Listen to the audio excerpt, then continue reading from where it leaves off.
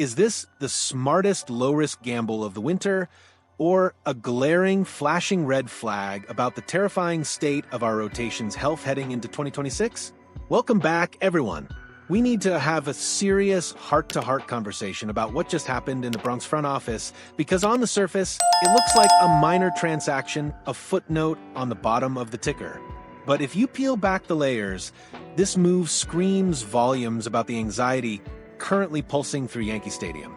We are talking about the decision to bring back right-hander Paul Blackburn on a one-year deal. Now, before you roll your eyes and click away thinking this is just a depth piece, listen to the money, because the money tells the truth that the press releases won't. According to reports from a New York Post, the Yankees have locked Blackburn down for a guaranteed $2 million base salary. But here is where the story gets spicy: the incentives. This contract is loaded with an additional $500,000 in performance bonuses based strictly on volume. He gets paid extra if he hits 80 innings, then more at 90, 100, 110, and finally 120 innings. Why does this matter? Because you don't structure a deal like that for a guy you view strictly as a middle reliever or a mop-up man. You structure a deal like that for a guy you are secretly terrified you might need to start 20 games. This isn't just a nice-to-have signing. This is an insurance policy written in bold ink because the house might already be smoking. Think about the context here. We are in late December 2025. The free agent market is thinning out, and the trade prices are astronomical. The fan base is currently split right down the middle. Half of you are looking at this and saying, okay, $2 million is nothing for the Yankees, it's a smart depth move, no harm done. But the other half of the fan base, the cynical half, the ones who have been hurt by injury reports too many times, are looking at this and screaming, why are we shopping in the bargain bin when we have championship aspirations?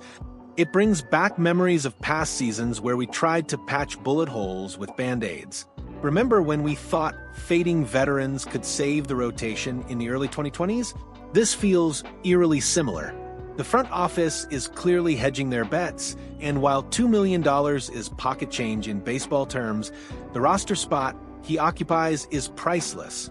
This move signals that the organization is not comfortable with what they have in the farm system or the medical bay, and they are willing to pay a premium on incentives just to have a warm body who can eat innings if or when disaster strikes again.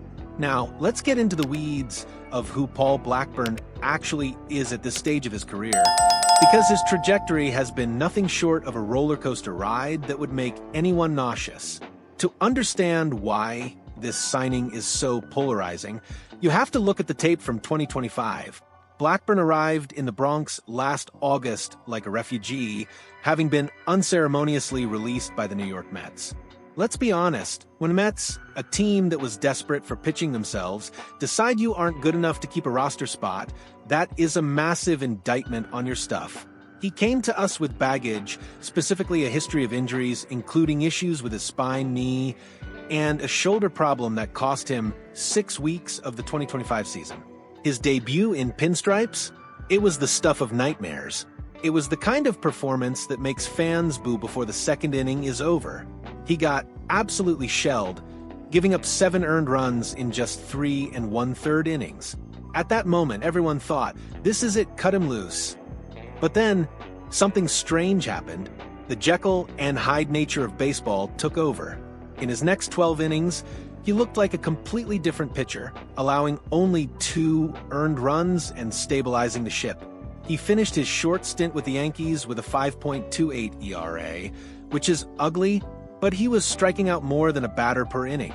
That strikeout rate is the glimmer of hope the analytics department is clinging to. They see a guy who, despite the surface-level damage, might have tweaked something in his delivery to miss more bats. Historically, Blackburn was a grinder for the Oakland Athletics for 7 years, a back-end starter who would give you 5 or 6 innings and keep you in the game.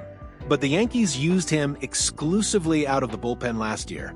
This creates a fascinating tactical conflict. The incentives in his new contract, those bonuses for reaching 120 innings, suggest a return to the rotation. But can his body handle it? We are talking about a 32-year-old pitcher whose 2025 was defined by medical charts as much as box scores. If the Yankees try to stretch him out as a starter again, are they setting him up to fail? Or is this the classic pitching lab scenario where they believe they have unlocked a mechanic that will keep him healthy? It's a massive gamble on durability for a guy who hasn't proven he can stay on the field consistently. If he reverts to the guy who got cut by the Mets, this is a wasted roster spot. But if he finds that groove he had for those 12 innings in September, he could be the bridge guy that saves the bullpen from burning out in June. Ultimately, this signing forces us to confront the elephant in the room: the terrifying fragility of the New York Yankees' starting rotation heading into the 2026 campaign. We cannot analyze the Paul Blackburn deal in a vacuum. We have to look at the carnage around him.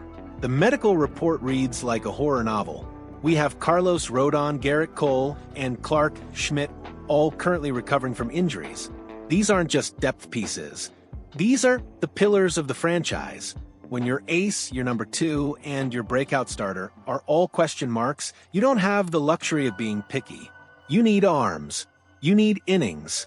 You need someone who can take the ball every 5th day and not implode. The current depth chart is incredibly thin. We are looking at a scenario where Max Fried and Cam Schlittler are listed as reserves, a situation that speaks to the chaotic nature of the roster construction right now. The rotation is likely going to be patched together with Luis Gil, Will Warren, and Ryan Yarbrough.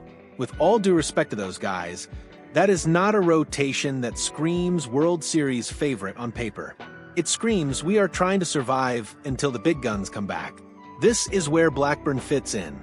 If Cole isn't ready for opening day, or if Rodon suffers a setback, Blackburn isn't just a depth piece, he becomes the number 4 or 5 starter by default.